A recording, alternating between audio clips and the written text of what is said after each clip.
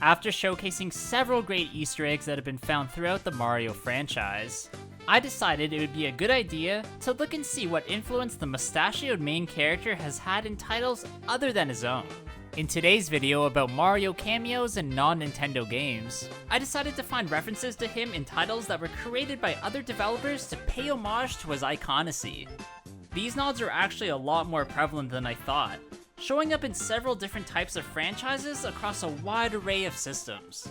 Just to note before we get started, I'm just looking at games made by companies other than Nintendo, but that doesn't mean that those games don't appear on Nintendo consoles themselves. Oh yeah, and by the way, my name is Copycat, and if you haven't yet, then please subscribe to my channel, and hit that bell button to stay notified when I upload new videos. The first Mario cameo we're gonna look at in this video is also one of the weirdest, where a spitting image of him appears in a game called Asterix and Obelix XXL2 Mission Los Vegam. What's odd about this Mario reference is that he shows up as an enemy Roman soldier wearing his flood from Super Mario Sunshine. This is just strange and definitely borders on copyright infringement.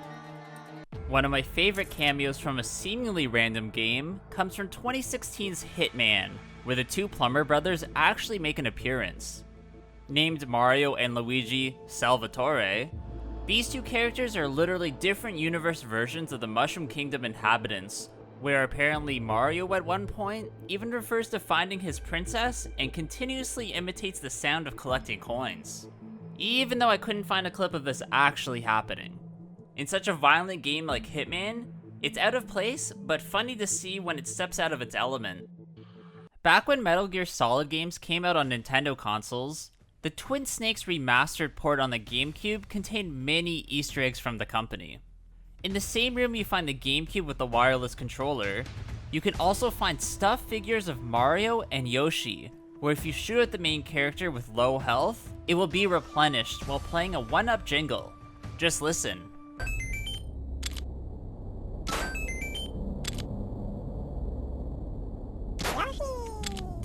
In Assassin's Creed 2 that was developed by Ubisoft Montreal and released in 2009, there's a weird cutscene where Ezio is given a sword by his uncle. However, he doesn't recognize who he is, prompting his uncle to exclaim the classic line, "It's a me, Mario!" Obviously, the developers just wanted to take advantage of the fact that the game is set in Italy, while also paying homage to the series that everyone loves.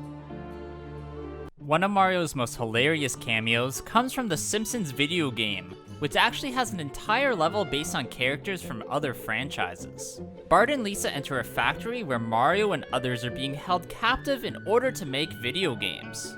This is a pretty depressing version of Mario who's been taken from the Mushroom Kingdom against his will. Just listen to his voice lines. I look forward to the embrace of the death. I have not seen my native land in so long. I'm the best. I'm not the best. I have not seen a mushroom in so long. In the virtual reality game Accounting Plus, that was developed by Rick and Morty creator Justin Roiland, there's a character by the name of Harold Jenkins who parodies Mario in a funny way. During a trailer for the game, the character can be seen popping out from a pipe, trying to beg Nintendo American director at that time, Reggie Fils-Aime, to add the game on the Switch. Also, Switch version, come on, Reggie! Yeah, give us the money, I'm money guy!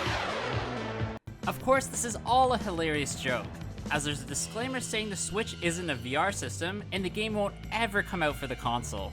Justin Roiland is admittedly a huge Mario fan, and named his studio Squanch Tendo, which unfortunately had to be changed later for legal reasons. In 2014, the Angry Birds series took a strange turn when they released Angry Bird Epic for mobile devices that was in the turn-based combat RPG style rather than the regular puzzle-solving destruction format. One of the enemies you come across during the Cobalt Plateau world bears a striking resemblance to Mario. This evil piggy has Mario's hat, his mustache, and uses a mushroom-covered pipe as his main weapon, swinging it around to strike your characters. I somehow had never heard about this game, let alone this weird Easter egg.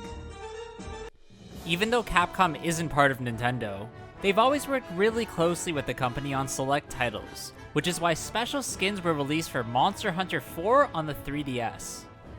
Put out as free DLC were the Mario and Luigi costumes that you can equip to your characters and use as you play the game. This is something Nintendo rarely does in games that aren't directly made or licensed by them, but from time to time they will include console exclusive content. One of the best of these are the costumes that you can acquire in the Wii U version of Bayonetta. Published by longtime Nintendo rival Sega and developed by Platinum Games, the costumes that come in this exclusive version allow you to cosplay as Princess Peach and Princess Daisy, which is definitely a weird look as this game is extremely violent. Although not technically a cameo, in a game called Citizens of Earth developed by Eden Industries, there's a plumber character that you can recruit to your party that says something pretty funny about Mario. When you first come across this character and exclaim that he looks like a plumber, he quips back at you with the response, "Should I look like something else? Were you perhaps expecting a raccoon or a man in a cape?" Of course, this is in reference to two of Mario's most famous power-ups, and is also a funny acknowledgement that the Mario Bros don't actually ever seem to work as plumbers.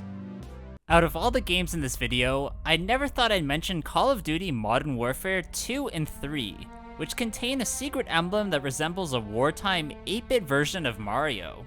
Even though I've played hundreds of hours of both these games, I never knew this existed, let alone how to unlock it, which was done by removing all your kill streaks, then getting 10 straight kills without dying. Also, in a bit of a side Easter egg, in the map Estate, there's a fictional video game that you can find that's actually titled Italian Plumber Princess Rescue, which is a pretty jokes addition.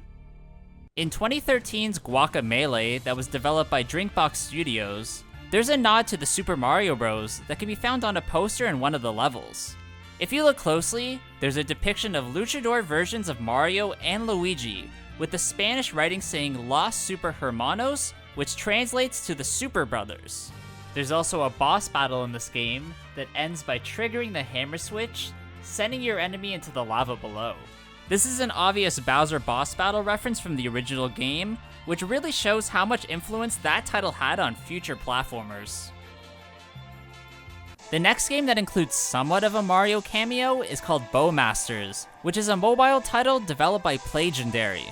In this aim and shoot based game, there's a character you can select called Fernando, who is an Italian plumber that throws turtle shells at his enemies.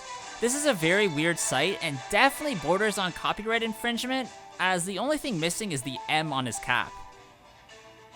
One of the oldest games we're going to see in this video is one called The Adventures of Quick and Silva that was developed by Kaiko for the Amiga and Atari ST.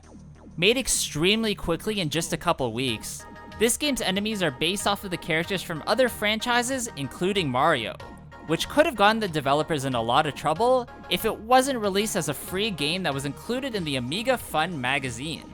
Mario in this one appears as a robotic spring-like enemy that jumps at you from the bottom of the screen. Believe it or not, Mario and Luigi actually make a cameo in World of Warcraft of all places, during a side quest in the Cataclysm expansion. Here, there are characters called Larion and Marion, who are basically Mario and Luigi without the hat and are wielding giant hammers. Additionally, there was already an item in the game called the Red Speckled Mushroom, which quite literally is a super mushroom from the Mario games.